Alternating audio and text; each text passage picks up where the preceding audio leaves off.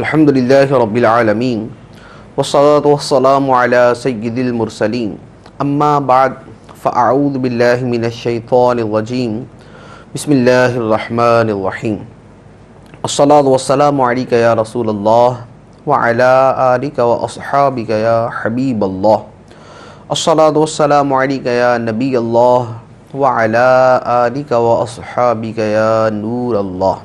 مسند ابو یعلا کی حدیث ہے، حضرت انس رضی اللہ تعالی عنہ سے روایت ہے، سرکار دو عالم صلی اللہ تعالی علیہ وآلہ وسلم نے ارشاد فرمایا، دو مسلمان جو اللہ کی خاطر ایک دوسرے سے محبت کرنے والے ہوں، جب وہ آپس میں ملتے ہیں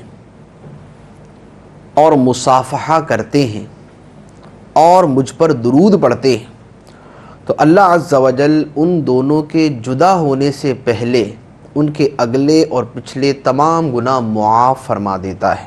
صلو علی الحبیب صلی اللہ تعالی علی محمد صلی اللہ علیہ وسلم۔ فیضان قرآن کے آج کے اس سلسلے میں سورہ آل عمران کی آیت نمبر 55 سے قرآن پاک کا درس سنیں گے۔ اللہ عز و جل ارشاد فرماتا ہے، بسم اللہ الرحمن الرحیم، اذ قال اللہ یا عیسیٰ انی متوفیک ورافعک الی ومطہرک من الذین کفروا وجاعل الذین اتبعوک فوق الذین کفروا الی یوم القیامہ ثم الی مرجعکم فاحکم بینکم فیما کنتم فیہ تختلفون۔ یاد کرو جب اللہ نے فرمایا، اے عیسیٰ میں تمہیں پوری عمر تک پہنچاؤں گا اور تجھے اپنی طرف اٹھا لوں گا اور تجھے کافروں سے نجات عطا کروں گا اور تیری پیروی کرنے والوں کو قیامت تک تیرے منکروں پر غلبہ دوں گا۔ پھر تم سب میری طرف پلٹ کر آؤ گے تو جن باتوں میں تم جھگڑتے تھے ان باتوں کا میں تمہارے درمیان فیصلہ کر دوں گا۔ اس آیت مبارکہ میں 4 چیزوں کا بیان فرمایا گیا۔ پہلی بات، اللہ عز و جل نے حضرت عیسیٰ علیہ السلام کو فرمایا، انی متوفیک، بے شک میں تمہیں پوری عمر تک پہنچاؤں گا۔ توفی کے 2 معنی کیے جاتے ہیں۔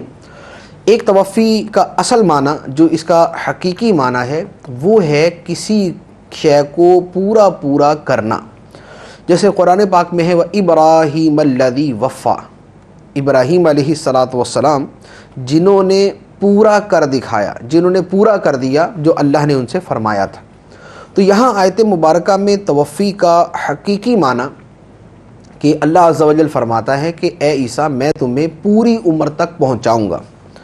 تو پوری عمر سے مراد کہ وہی حضرت عیسیٰ علیہ السلام آسمانوں پر اٹھا لیے گئے، دوبارہ زمین پر تشریف لائیں گے، پھر زمین کے اندر ایک عرصہ دراز تک قیام فرمائیں گے اور اس کے بعد اللہ عز و جل ان کو وفات عطا کرے گا۔ تو یہ ان کی عمر کا پورا کرنا ہوا۔ اور ایک دوسرا معنی توفی کا فوت کرنا، تو اس اعتبار سے بھی اگر معنی کر لیا جائے تو اس سے بھی کوئی خرابی لازم نہیں آتی، اس اعتبار سے کہ یہاں پر اللہ عز و جل نے فرمایا انی متوفیک، میں تمہیں فوت کرنے والا ہوں۔ تو اللہ عز و جل حضرت عیسیٰ علیہ السلام کو وفات دے گا، انہیں فوت کرے گا، لیکن اس کا یہ مطلب نہیں ہے کہ اللہ تعالیٰ نے فوت کر دیا۔ متوفیقہ کا مطلب ہوگا کہ اللہ تعالیٰ فرماتا ہے میں تمہیں فوت کروں گا، تو جب ان کی وصال کا، ان کی موت کا وقت آئے گا تو اللہ تعالیٰ نے فوت کر دے گا۔ تو لہذا یہاں سے جو یہ معنی لیتے ہیں کہ اللہ تعالیٰ نے فوت کر دیا، یہ سراسر غلط ہے، کیونکہ یہاں پر مراد ہی یہ ہے کہ اللہ تعالیٰ فوت کرے گا، تو جب ان کی موت کا وقت آئے گا تو ان کو فوت کر دے گا۔ اب اس کے بعد دوسری بات ارشاد فرمائی وَرَافِعُكَ إِلَيَّ، اور اے عیسیٰ میں تمہیں اپنی طرف اٹھانے والا ہوں۔ یہاں پر بعض لوگ شبہ پیش کرتے ہیں کہ متوفی کا پہلے آیا اور رافعُكَ إِلَيَّ بعد میں آیا، یعنی اٹھایا بعد میں جائے گا اور وفات پہلے ہوگی۔ تو جب حضرت عیسیٰ علیہ السلام اٹھائے جا چکے تو لہذا اس کا مطلب ہے کہ ان کی وفات بھی پہلے ہو چکی۔ لیکن یہ استدلال کرنا عربی لغت سے جہالت کی علامت ہے۔ وجہ یہ کہ یہاں پر لفظ ہے وَرَافِعُكَ، فوت کروں گا اور تجھے اپنی طرف اٹھاؤں گا۔ واؤ کا لفظ عربی زبان میں ترتیب کے لیے نہیں آتا، یعنی عربی زبان میں اگر واو آئے تو اس کا یہ مطلب نہیں ہوتا کہ واو سے جو پہلے مذکور ہے وہ پہلے ہوا اور جس کا ذکر واو کے بعد ہے وہ بعد میں ہوا. جیسے قرآن پاک کے اندر اللہ تعالیٰ نے ارشاد فرمایا حضرت مریم رضی اللہ تعالیٰ عنہا کے بارے میں، وَاسْجُدِي وَارْكَعِي، اور سجدہ کرو اور رکوع کرو. تو اب سجدے کا تذکرہ پہلے ہے اور رکوع کا تذکرہ بعد میں. تو اس کا یہ مطلب نہیں کہ حضرت مریم رضی اللہ تعالیٰ عنہا کو یہ حکم دیا گیا کہ وہ سجدہ پہلے کریں اور رکوع بعد میں کریں. رکوع پہلے ہی ہوتا ہے، لیکن چونکہ عربی زبان میں واو ترتیب کے لیے نہیں ہے بلکہ دو چیزوں کو بیان کرنے کے لیے ہے، اس لیے یہاں پر ترتیب اگر نہیں بھی ہے تو اس سے کوئی فرق نہیں پڑتا. تو اسی طرح یہاں پر آیت مبارکہ میں انی متوفیکا و رافعوکا، تو جو توفی کا معنی فوت کرنا بھی لے ان کا بھی یہ استدلال درست نہیں ہوگا کہ فوت کرنا پہلے اور آسمانوں پر اٹھایا جانا بعد میں، کیونکہ یہاں پر لفظ واو ہے اور واو کسی ترتیب کے لیے نہیں آتا. مطلب صرف یہ بنے گا کہ اللہ تعالیٰ حضرت عیسیٰ علیہ السلام کو وفات بھی دے گا اور انہیں اپنی طرف اٹھائے گا. تو اٹھا تو لیا اور وفات دینے کا معاملہ تو وہ قرب قیامت میں ہوگا. وَرَافِعُكَ إِلَيَّ، اور میں تمہیں اپنی طرف اٹھانے والا ہوں. اٹھانے کا جو ہے وہ ہم نے پچھلے اپنے درس کے اندر سن لیا تھا کہ جب یہودی جاسوسی کے لیے اندر آیا تو اللہ تعالیٰ نے جبرائیل امین علیہ السلام کو بھیجا اور وہ حضرت عیسیٰ علیہ السلام کو اپنے پروں پر بٹھا کر آسمانوں کی طرف تشریف لے گئے. اگلی بات ارشاد فرمائی وَمُطَهِّرُكَ مِنَ الَّذِينَ كَفَرُوا، اور اے عیسیٰ میں تجھے کافروں سے پاک صاف کروں گا. یعنی کافر تجھے نہ قتل کر سکیں گے، نہ شہید کر سکیں گے، نہ تجھے سولی پر چڑھا سکیں گے. تو کافروں سے اللہ عز و جل نے حضرت عیسیٰ علیہ السلام کو محفوظ فرمایا. وَجَاعِلُ الَّذِينَ اتَّبَعُوكَ فَوْقَ الَّذِينَ كَفَرُوا إِلَى يَوْمِ الْقِيَامَةِ، اور اے عیسیٰ میں تیرے ماننے والوں کو، تیری پیروی کرنے والوں کو کافروں پر فوقیت دوں گا قیامت کے دن تک.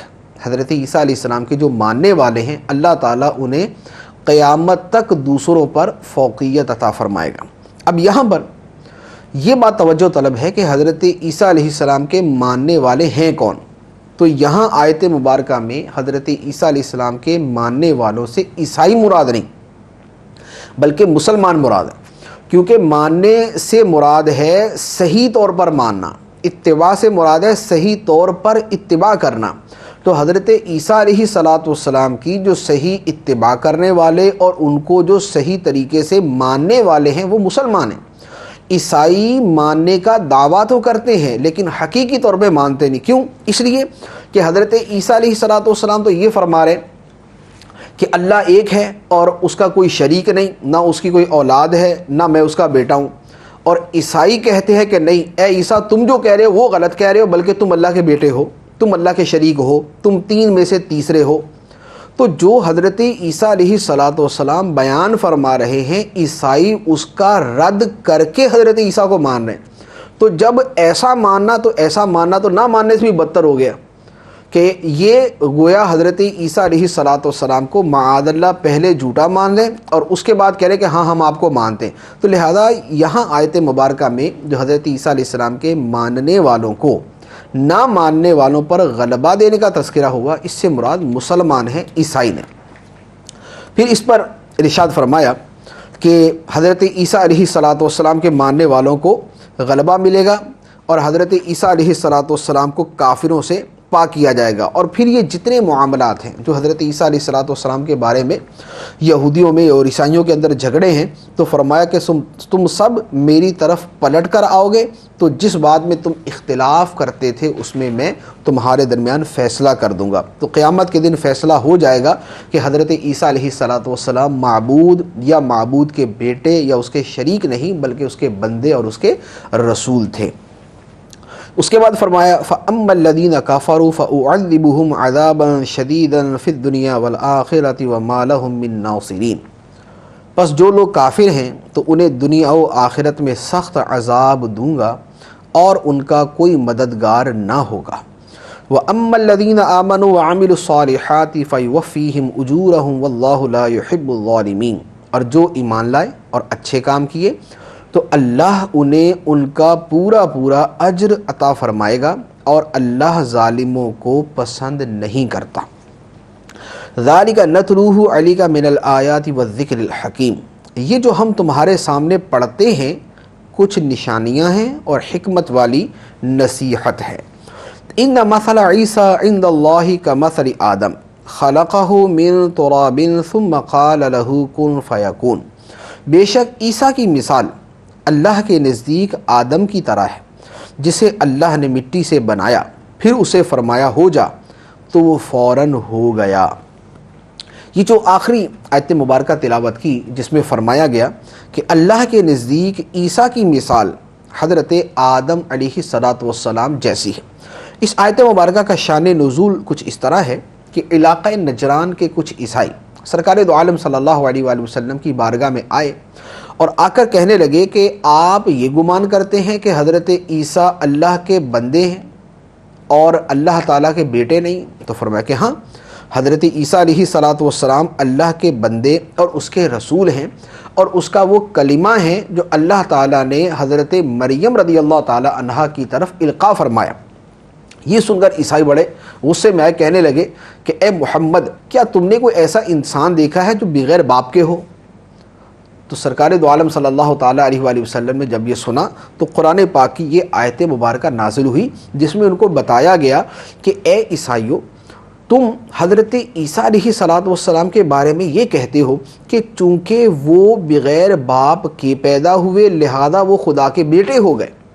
اگر یہ بات ہے تو حضرت آدم علیہ السلام تو باپ اور ماں دونوں کے بغیر پیدا ہوئے، تو انہیں خدا کا بندہ کیوں مانتے ہو؟ تو جب بغیر باپ اور بغیر ماں کے پیدا ہونے سے حضرت آدم علیہ السلام خدا کے بیٹے نہیں بن گئے بلکہ بندے ہی رہے، تو حضرت عیسیٰ علیہ السلام اگر بغیر باپ کے پیدا ہوئے تو وہ خدا کے بیٹے کیسے بن گئے؟ تو وہ بھی خدا کے بندے اور خدا کے رسول ہی ہیں۔ اس کے بعد فرمایا الحق من ربک فلا تکن من الممترین، اے سننے والے، حق تیرے رب کی طرف سے ہے پس تم شک کرنے والوں میں سے نہ ہونا۔ آیت کے دو معنی ہیں۔ ایک معنی تو یہ ہے کہ یہ جو حضرت عیسیٰ علیہ السلام کا واقعہ بیان کیا گیا کہ وہ اللہ کی بارگاہ میں آدم علیہ السلام کی طرح ہیں، یہ بات حق ہے اور یہ تیرے رب کی طرف سے۔ اور دوسرا معنی یہ ہے کہ حق جو بھی ہوگا وہ تیرے رب ہی کی طرف سے ہوگا، تو لہذا جو حق تمہارے پاس آئے اس میں شک کرنے والوں میں سے نہ ہونا۔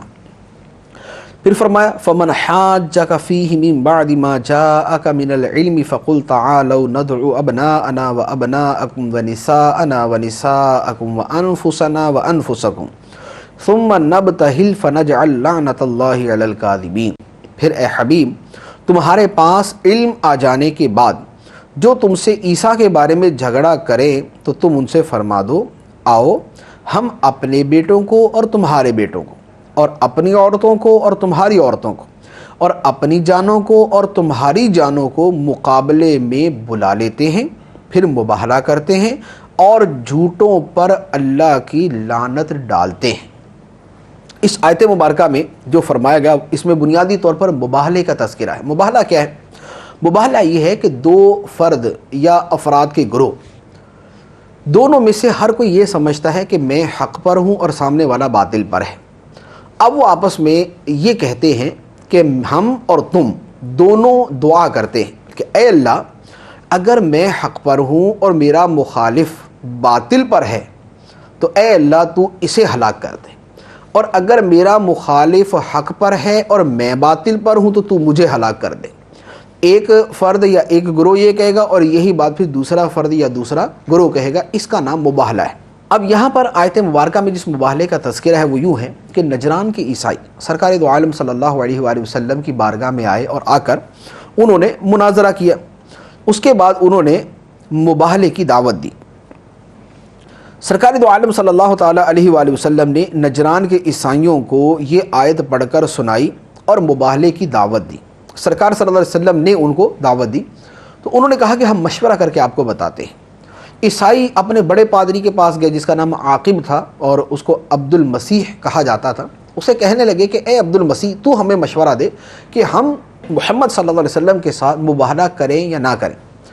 تو اس نے کہا کہ اے عیسائیو، تم پہچان چکے ہو کہ محمد نبی مرسل ہیں، اللہ تعالیٰ کے سچے نبی ہیں، اگر تم اپنی جان کی امان چاہتے ہو تو ان سے مباہلہ نہ کرو بلکہ انہیں ان کے حال پر چھوڑ دو اور چلے جاؤ۔ عیسائی اگلے دن سرکار دو عالم کی بارگاہ میں جب آئے تو نبی کریم صلی اللہ تعالیٰ علیہ وآلہ وسلم تو مباہلے کے لیے تشریف لے جا رہے تھے۔ تو سرکار دو عالم مباہلے کے لیے تشریف لے جا رہے تھے، کس حال میں کہ آپ نے اپنی گود میں حضرت سیدنا امام حسین رضی اللہ تعالیٰ عنہ کو اٹھایا ہوا تھا، اور آپ کا ایک دست مبارک حضرت امام حسن رضی اللہ تعالیٰ عنہ نے تھاما ہوا تھا، اور حضرت علی رضی اللہ تعالیٰ عنہ اور حضرت فاطمہ الزہرا رضی اللہ تعالیٰ عنہا یہ دونوں حضرات سرکار دو عالم کے پیچھے پیچھے چل رہے تھے۔ سرکار دو عالم جب اس حال میں ان عیسائیوں کے سامنے آئے اور ان کو فرمایا کہ آؤ اب مباہلہ کرے، تو عیسائیوں نے کہا کہ ہم آپ سے ہرگز مباہلہ نہیں کر سکتے بلکہ ہم آپ کو جزیہ دینے پہ رضامند ہیں۔ چنانچہ وہ جزیہ دینے پہ رضامند ہوئے اور جیسے تیسے اپنی جان چھڑا کر چلے گئے۔ سرکار دو عالم نے ان کی اس حرکت پر ارشاد فرمایا، اس ذات کی قسم جس کے دست قدرت میں میری جان ہے، نجران والوں پر عذاب قریب آ ہی چکا تھا، اگر وہ مباہلہ کرتے تو بندروں اور خنزیروں کی صورت میں مسخ کر دیے جاتے اور جنگل آگ سے بھڑک اٹھتا اور نجران اور وہاں کے رہنے والے پرندے تک نیست و نابود ہو جاتے اور 1 سال کے عرصہ میں تمام عیسائی ہلاک ہو جاتے۔ تو یہ عیسائیوں کی بچت ہوگی اس میں کہ انہوں نے سرکار دو عالم صلی اللہ تعالیٰ علیہ وآلہ وسلم کے ساتھ مباہلہ نہ کیا بلکہ اپنی جان چھڑا کر بھاگ گئے۔ اس میں ایک مسئلہ ہے کہ مباہلہ جو ہے وہ قطعی اور دین کے یقینی مسائل کے اندر کیا جائے گا، جیسے کہ مسلمان اور عیسائی مباہلہ کرے تو اس پر ہم مباہلہ کریں گے کہ ہم اہل حق ہیں اور عیسائی اہل باطل ہیں، لیکن یہ جو حنفی شافعی اختلافات ہیں، جو فروعی اختلافات اس قسم کے ہیں فقہی نوعیت کے، ان میں آپس کے اندر مباہلہ نہیں کیا جا سکتا۔ اس کے بعد فرمایا ان ھذا لہو القصص الحق وما من الہ الا اللہ وان اللہ لہو العزیز الحکیم، بے شک یہی سچا بیان ہے اور اللہ کے سوا کوئی معبود نہیں، اور بے شک اللہ ہی غالب حکمت والا ہے۔ یعنی حضرت عیسیٰ علیہ السلام اللہ کے بندے ہیں، اس کے سچے رسول ہیں اور معبود نہیں ہیں، تو یہی سچا بیان ہے۔ تو اس میں عیسائیوں کا بھی رد ہے اور مشرکین کا بھی۔ فَإِن تَوَلَّوْا فَإِنَّ اللَّهَ عَلِيمٌ بِالْمُفْسِدِينَ، پھر اگر وہ منہ پھیرے تو اللہ فساد کرنے والوں کو جانتا ہے۔ قُلْ يَا أَهْلَ الْكِتَابِ تَعَالَوْا إِلَىٰ كَلِمَةٍ سَوَاءٍ بَيْنَنَا وَبَيْنَكُمْ أَلَّا نَعْبُدَ إِلَّا اللَّهَ وَلَا نُشْرِكَ بِهِ شَيْئًا وَلَا يَتَّخِذَ بَعْضُنَا بَعْضًا أَرْبَابًا مِّن دُونِ اللَّهِ فَإِن تَوَلَّوْا فَقُولُوا اشْهَدُوا بِأَنَّا مُسْلِمُونَ، اے حبیب تم فرما دو اے اہل کتاب، ایسے کلمہ کی طرف آؤ جو ہمارے اور تمہارے درمیان برابر ہے، وہ یہ کہ ہم اللہ کے سوا کسی کی عبادت نہ کریں اور کسی کو اس کا شریک نہ ٹھہرائیں، اور ہم میں کوئی ایک اللہ کے سوا کسی دوسرے کو رب نہ بنائے۔ پھر بھی اگر وہ منہ پھیریں تو اے مسلمانوں تم کہہ دو، تم گواہ رہو کہ ہم سچے مسلمان ہیں۔ اہل کتاب کو یہاں پر 3 باتوں کی طرف دعوت دی گئی۔ فرمایا کہ اس کلمے کی طرف آؤ جو ہمارے اور تمہارے درمیان مشترک ہے، وہ کیا ہے کہ ہم اللہ کے سوا کسی کی عبادت نہ کریں۔ تو یہ اسلام، عیسائیت، یہودیت سب کے اندر مشترکہ تھا کہ اللہ کے سوا کوئی عبادت کے لائق نہیں۔ ولا نشرک بہ شیئا، اور ہم اللہ کے ساتھ کسی کو شریک نہ ٹھہرائیں گے۔ عیسائی حضرت عیسیٰ علیہ السلام کو اور یہودی حضرت عزیر علیہ السلام کو جو اللہ کا شریک ٹھہراتے ہیں تو ہم یہ نہ کریں گے بلکہ ہم اللہ کے ساتھ کسی کو شریک نہ ٹھہرائیں۔ ولا یتخذ بعضنا بعضا اربابا، اور ہم میں سے کوئی کسی کو اللہ کے سوا رب نہیں بنائے گا، جس طرح عیسائیوں اور یہودیوں نے اپنے پادریوں اور اپنے راہبوں کے ساتھ کیا کہ ان کے حکم کو اللہ کے حکم کے برابر قرار دے کر ان کو اپنا رب مانا، تو فرمایا کہ ہم اس طرح نہیں کریں گے۔ تو یہ ہمارے مشترکات ہیں، یہ وہ چیزیں ہیں کہ جن پر یہ تینوں ادیان مشترک ہیں، تو آؤ پہلے ہم اس پر اتفاق کر لیں اور پھر اس کے بعد ہم اگلی باتوں کی طرف توجہ دیں۔ اور پھر فرمایا کہ اگر عیسائی یہودی اس سے منہ پھیرے تو تم فرما دو کہ ہم تو مسلمان، تم گواہ رہو کہ ہم مسلمان۔ اس آیت مبارکہ سے ایک بات پتہ چلی کہ جب کسی سے بحث کی جائے، کسی سے کسی بات پر ڈسکس ہو، تو جو دونوں کے متفق علیہ، دونوں کے اتفاقی مسائل ہیں ان کو ممتاز کر دیا جائے، اور جن میں اختلاف ہے ان کو سامنے رکھ کر اس پر کلام کیا جائے۔ ہوتا کیا ہے کہ مناظرہ کرنے لگے یا کسی بات پہ بحث کرنے لگے تو اب یہ نہیں پتہ ہوتا کہ بحث کرنی کس پر ہے، جس بات پر اتفاق ہے اس پر بھی دونوں لگے ہوئے، جس میں اختلاف ہے اس پہ بھی دونوں لگے ہوئے۔ تو بحث کرنے کا جو قرآن نے اصول بیان فرمایا وہ یہ ہے کہ جو دونوں کی مشترک باتیں ہیں ان کو ایک طرف کر دیا جائے اور جو مختلف ہی باتیں ہیں ان پر کلام کیا جائے اور صرف انہی پر اپنی گفتگو کو منحصر رکھا جائے۔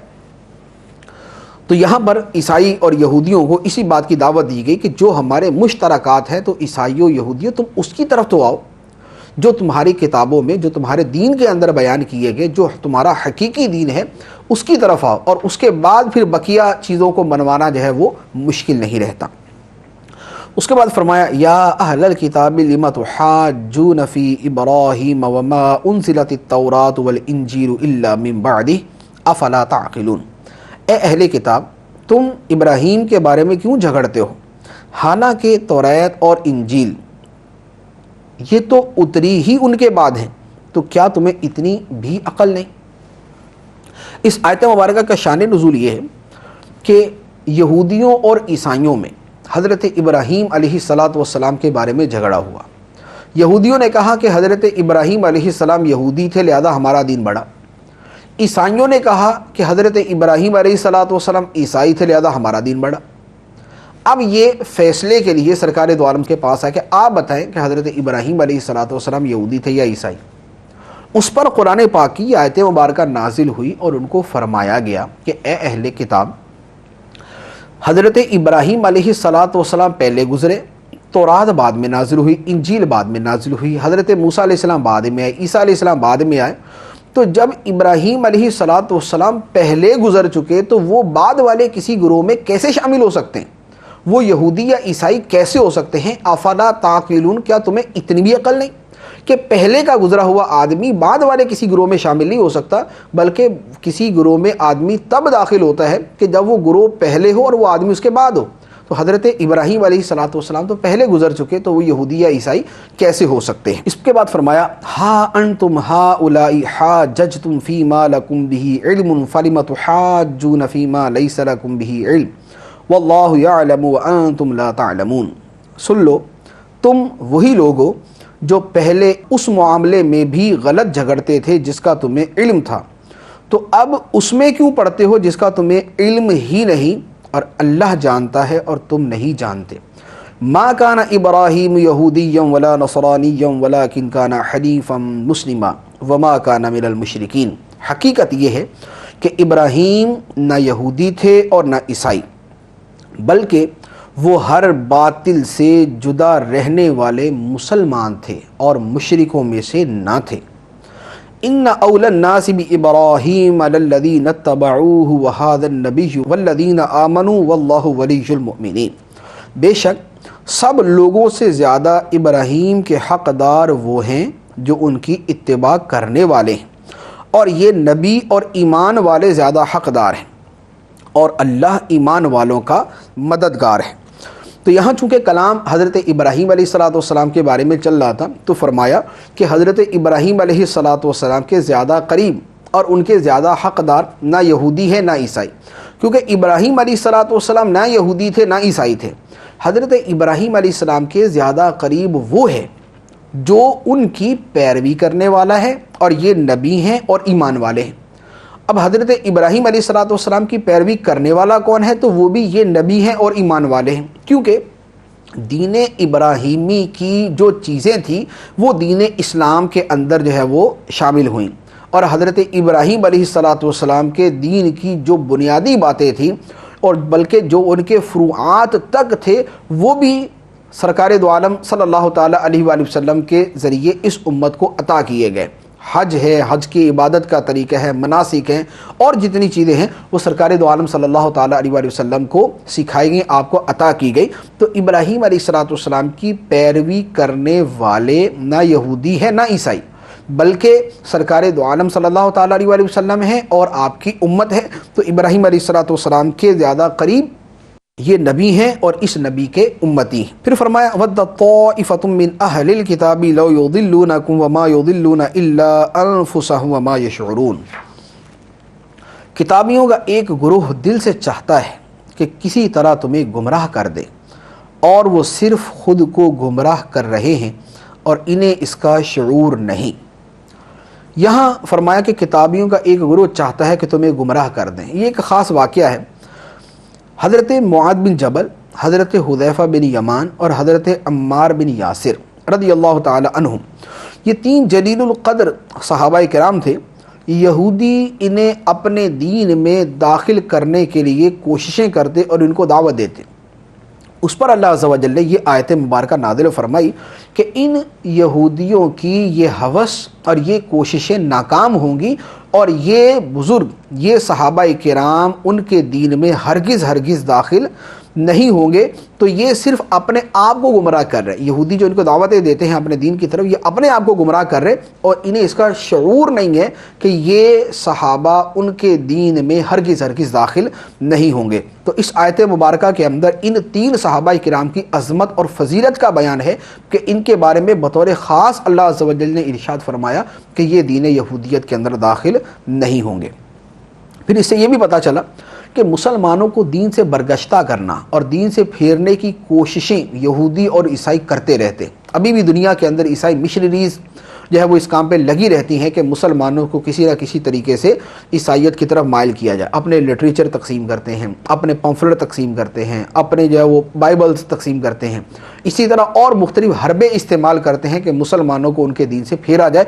تو اللہ عز و جل نے پہلے فرما دیا کہ کتابیوں کا گروہ چاہتا ہے کہ مسلمانوں کو ان کے دین سے پھیر دے، تو مسلمانوں پر لازم ہے کہ وہ ان کی سازشوں سے آگاہ رہیں اور اس کے بارے میں جانکاری رکھیں تاکہ ان سازشوں سے بچ سکیں۔ پھر فرمایا یا اہل الکتاب لم تکفرون بآیات اللہ وانتم تشہدون، اے کتابیو اللہ کی آیتوں کے ساتھ کیوں کفر کرتے ہو حالانکہ تم خود گواہ ہو۔ یا اہل الکتاب لم تلبسون الحق بالباطل وتکتمون الحق وانتم تعلمون، اے کتابیو حق کو باطل کے ساتھ کیوں ملاتے ہو اور حق کیوں چھپاتے ہو حالانکہ تم جانتے ہو۔ ان دو آیتوں میں فرمایا پہلے نمبر پہ اللہ کی آیتوں سے کفر کیوں کرتے ہو حالانکہ تم گواہ ہو، دوسرا فرمایا کہ حق کو کیوں چھپاتے ہو اور حق کو باطل کے ساتھ کیوں ملاتے ہو۔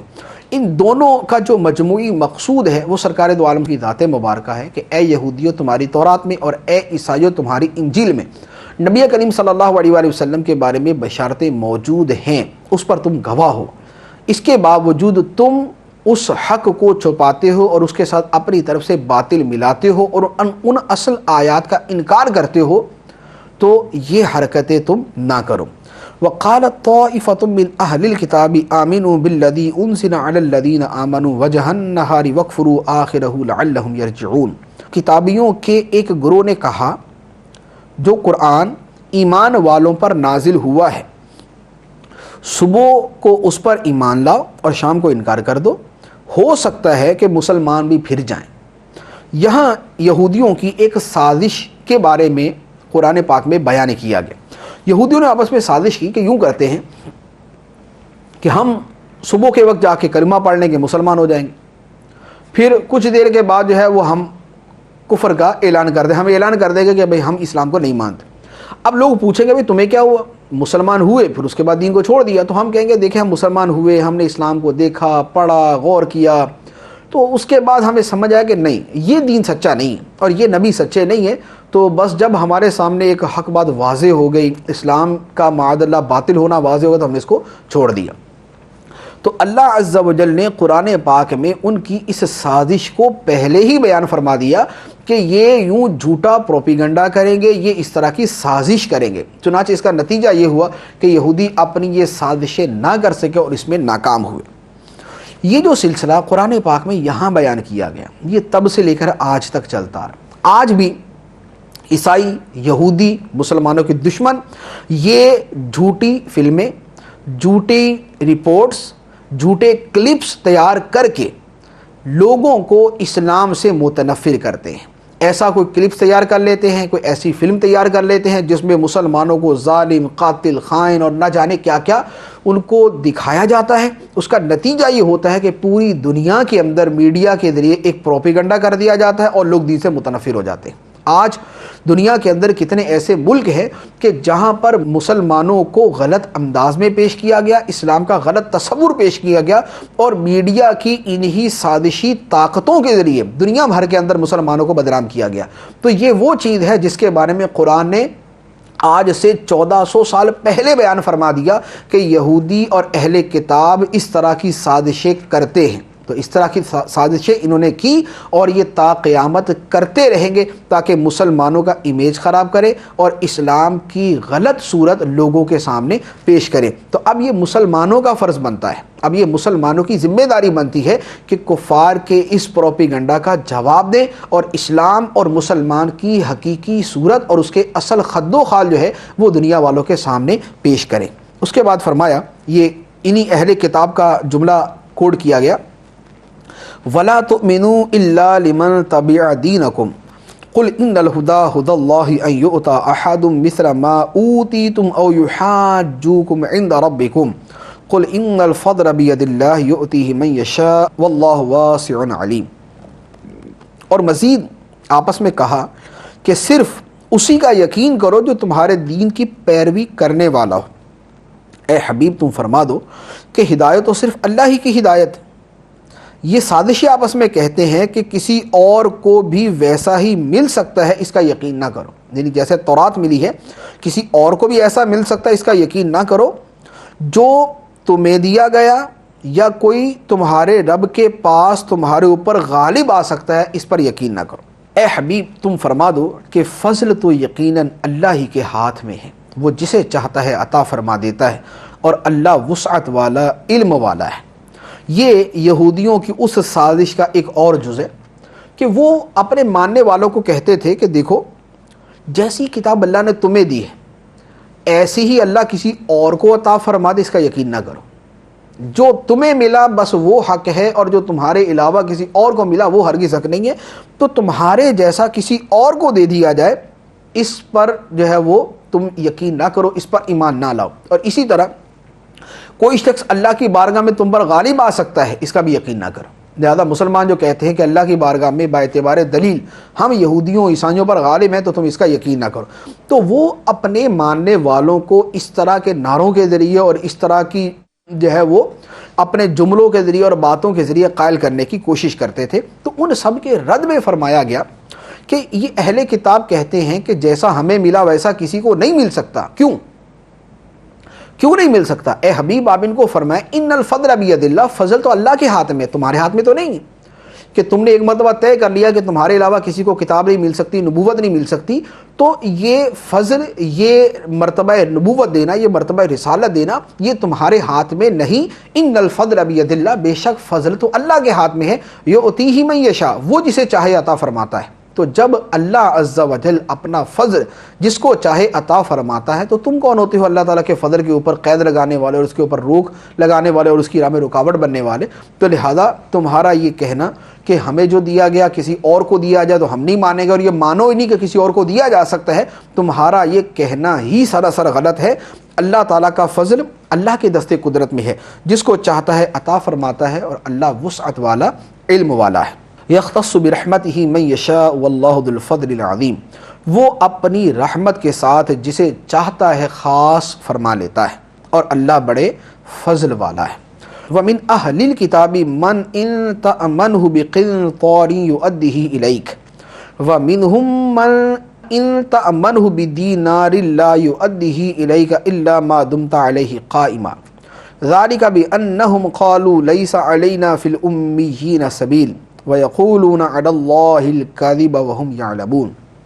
اور اہل کتاب میں کوئی تو وہ ہے کہ اگر تم اس کے پاس ایک ڈھیر بھی امانت رکھ دو تو وہ تمہیں پورا پورا ادا کر دے گا، اور انہی میں سے کوئی وہ ہے کہ اگر تم اس کے پاس ایک دینار بھی امانت رکھ دو تو جب تک تم اس کے سر پر کھڑے نہیں رہو گے وہ تمہیں ادا نہیں کرے گا۔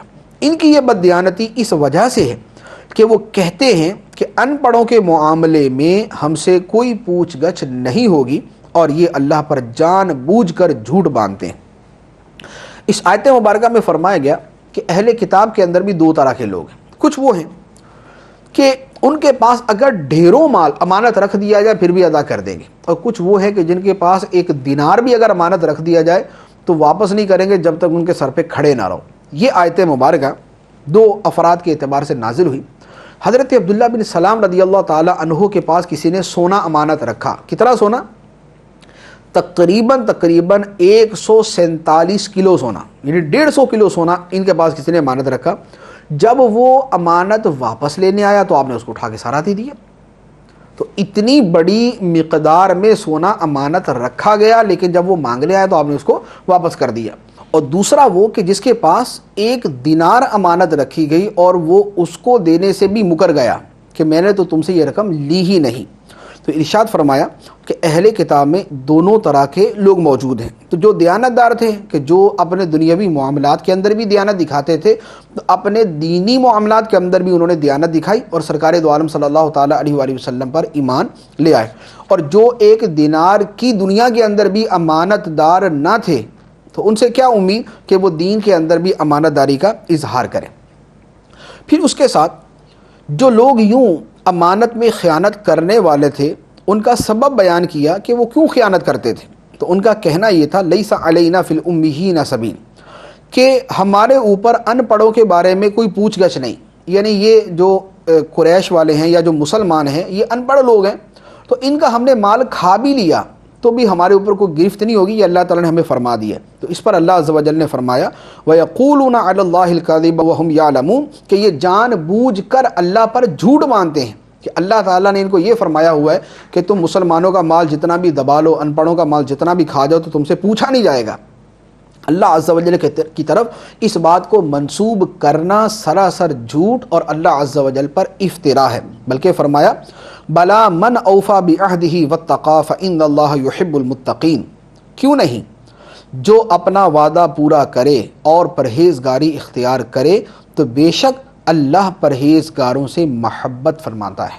بتا دیا کہ اللہ تعالیٰ پرہیزگاروں سے محبت فرماتا ہے، جو اپنے وعدوں کو پورا کرنے والے، جو اپنی امانت کو پورا کرنے والے اور امانت میں خیانت نہیں کرتے، اللہ عز و جل ان سے محبت فرماتا ہے۔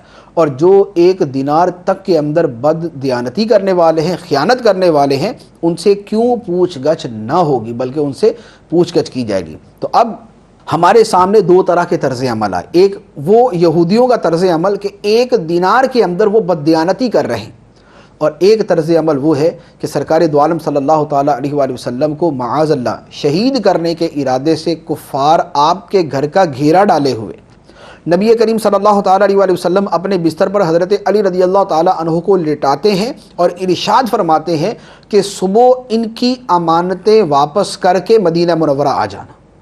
تو جو قتل کرنے کا ارادہ کرنے والے، جو جان کے دشمن ہیں، جو دین کے دشمن ہیں، جو کفار ہیں، جو اس وقت قتل کے ارادے سے پہنچے ہوئے، جو گھیرا ڈال کے کھڑے ہیں سرکار دو عالم صلی اللہ تعالیٰ علیہ وآلہ وسلم، ان کی امانتیں بھی لوٹانے کا حکم ارشاد فرما رہے ہیں۔ تو اب ہمیں غور کرنے کی حاجت ہے کہ ہمارا طرز عمل کس کے ساتھ مل رہا ہے، یہ آج کے مسلمانوں کا طرز عمل کس کے ساتھ ملتا ہے؟ کیا یہ سرکار دو عالم صلی اللہ تعالیٰ علیہ وآلہ وسلم کے اس طرز عمل کے پیچھے ہیں جو ہجرت کی رات ظہور میں آیا، یا پھر اس یہودی کے طرز عمل کے پیچھے ہیں جس کے بارے میں قرآن نے فرمایا کہ 1 دینار بھی اگر اس کے پاس رکھ دو تو جب تک اس کے سر پہ کھڑے نہ ہو جاؤ تب تک وہ تمہیں واپس نہیں لوٹائے گا۔ تو افسوس یہ ہے کہ ہمارے ہاں کتنے ایسے کاروباری، کتنے ایسے پیسے والے مالدار لوگ ہیں کہ جو لوگوں کے قرض، لوگوں کے پیسے، لوگوں کی امانتیں دبا کے بیٹھے ہوئے اور کسی بھی صورت واپس لوٹانے پر راضی نہیں ہوتے بلکہ سرے سے مکر جاتے ہیں۔ اللہ عز و جل ان کو ہدایت عطا فرمائے اور ہم سب کو صراط مستقیم پر چلنے کی توفیق عطا فرمائے، آمین بجاہ نبی الامین صلی اللہ تعالی علیہ وسلم۔